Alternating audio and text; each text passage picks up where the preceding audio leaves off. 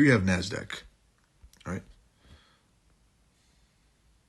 So before the weekly candle opens, you put the 1 hour, which is the best time to look at the weekly range. If you have a wide screen, if you have a phone, then look at the weekly range from the 2 hour, right? So mark the weekly opening time and price. Simple. And then mark a daily or weekly key level, which looks like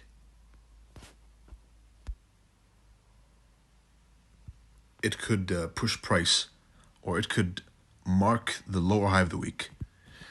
Now, is this subjective? Yes. What's not subjective is the time the weekly high and low form, right? The level you can try and predict beforehand, and with experience, your accuracy in choosing the correct level will increase as well, right? But it remains subjective, to be fair. This, for example, you have this order block's opening price where we closed above the order block, but we never stabbed into the opening price, which is why I know that there's a high chance that we're going to go and at least retest it again, right? So now you have marked the weekly open, time and price. You have marked a higher time frame key level, and you mark a pre-open liquidity pool, right? These, for example, relatively equal lows, a lot of liquidity down here, a ton. And as we know, smooth edges like to be jagged. Now, here's a question. Why am I saying there's liquidity over here? Why? Because retail traders or retail pattern traders see this as a support level, right? So their logic is that if price has bounced from this same level multiple times, that must mean that there's some big whales buying at the level, right? That's their thinking. And they tend to put their stop loss right below a support level or above a resistance level, which is why a very common pattern, a pattern way to trade turtle soup is false breakouts of support and resistance, right?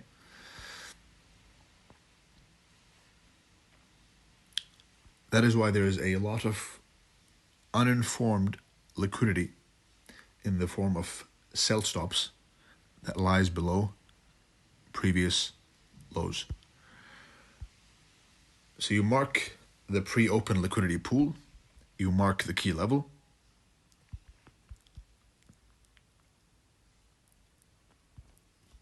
right? And then you wait. Now you have in mind, of course, that the low of the week is going to form on Tuesday, and the high of the week is going to form on Thursday, Friday, right?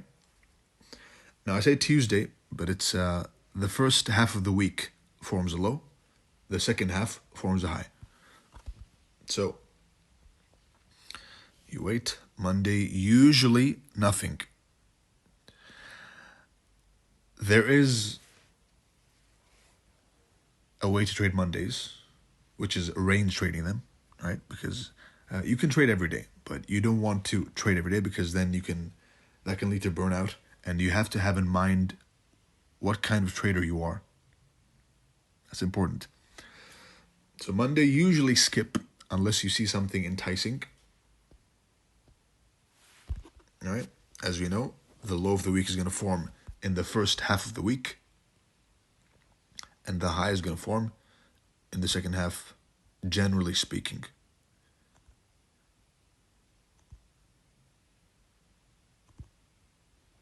We can speak, when it comes to technical analysis, we can speak with confidence, but not with certainty.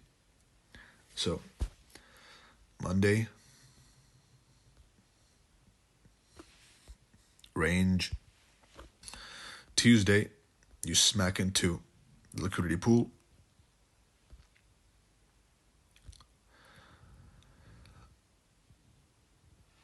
Wednesday, you smack into the key level, right? And down here, everyone's bearish. Even the so-called ICT SMC traders, right? Structure, bearish, bearish, bearish. Market structure is bearish on a lower time frame until it's not. Right? So structure alone is not an accurate way of trading. All right, fantastic. Now, as soon as you have this candle, as soon as you have a 1 hour order block forming at a higher time frame key level at the correct time, then you can safely assume that the low of the week is in. Generally speaking. Now, how to enter on order blocks? The safest way is as soon as you close above the candle, enter right there, stop loss below the swing low of the order block, and you target liquidity pools one by one, right? Day by day, looking back. That's the most effective, and over a large sample of trades, it's going to have the highest win rate, even though it won't have the highest risk to reward ratio. Now, there are some intricacies which help you navigate the order blocks. For example, if you have a long wick order block, right, then you want to take the wick to the body, right? If you have a long wick, bullish order block, for example, right, then you mark the wick to the body, like here, for example. If you have a long wick bearish order block, then you mark the wick to the body.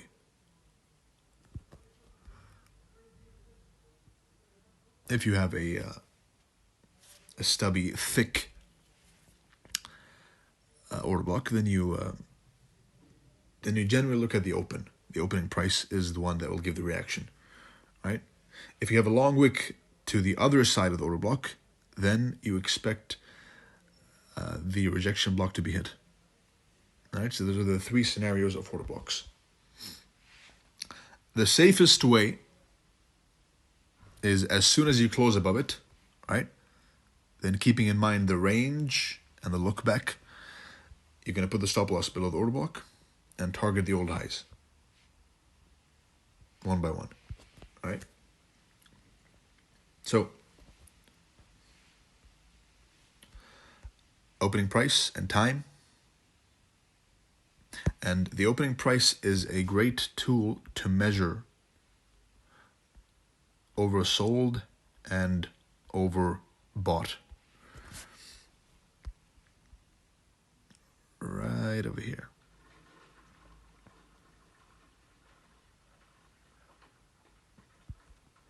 All right.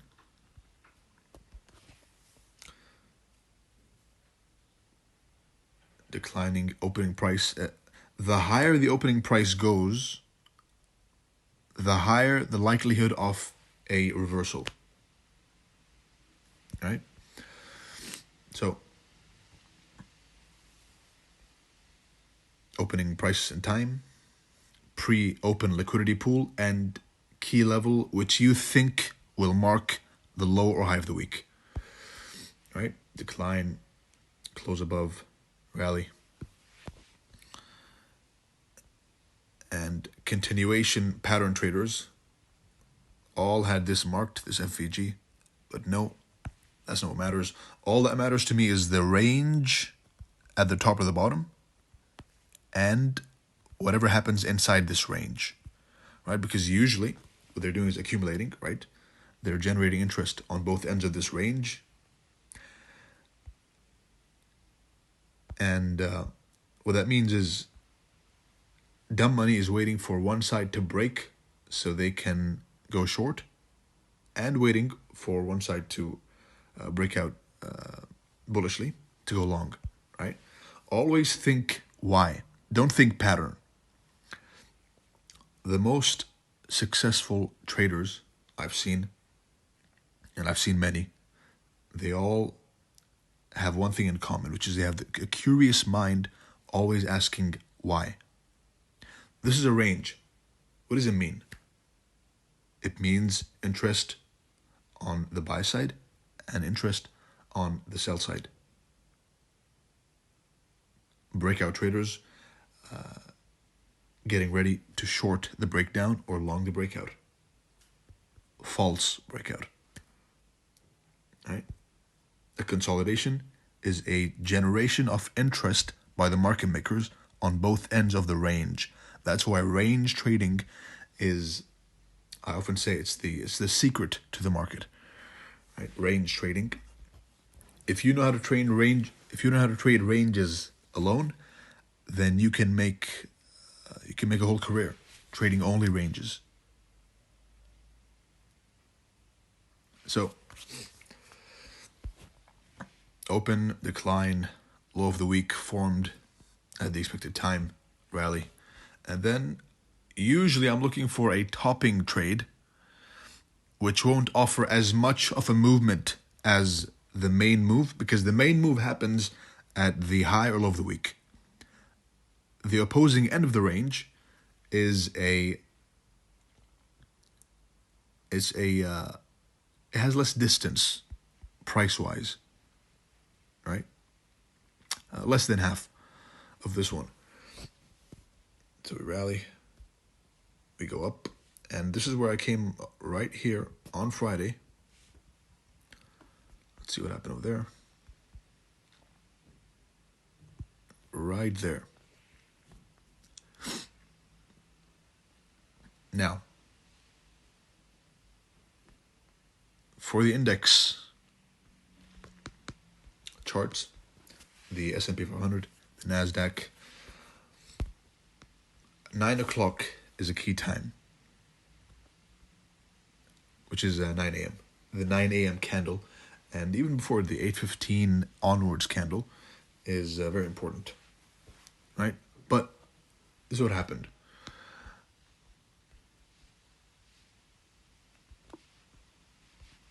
On the bigger picture, we have created the low of the week in the first half. We are going to create in the second half, the high of the week, the opposing end of the range, right? And that's when I called the high of the week right here for you guys.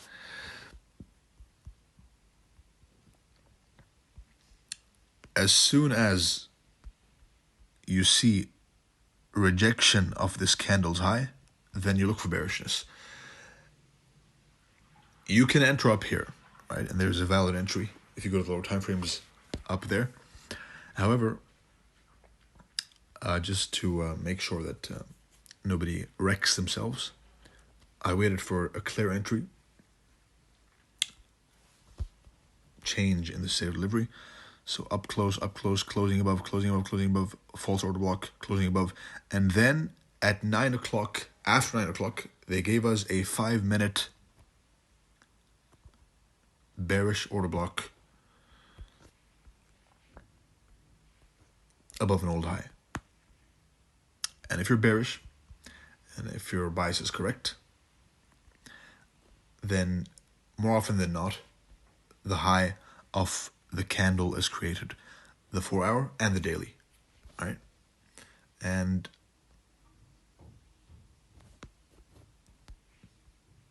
dump.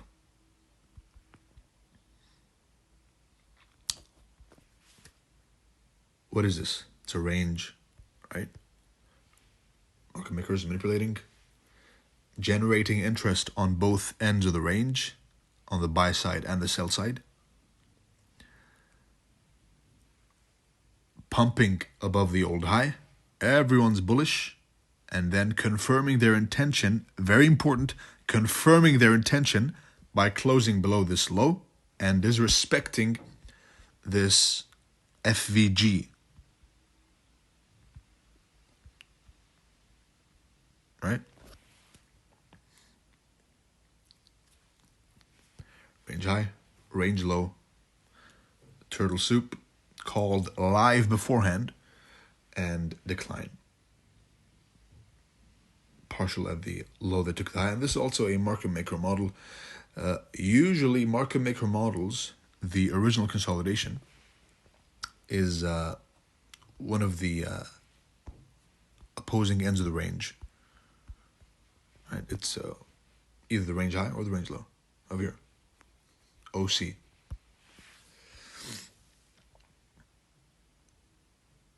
And I will touch on the market maker model later on in some of the teaching. In summary, if that was too much. In summary,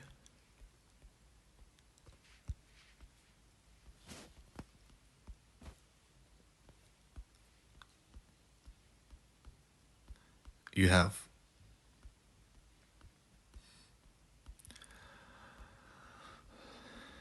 here's the expected range. This is the candle, right?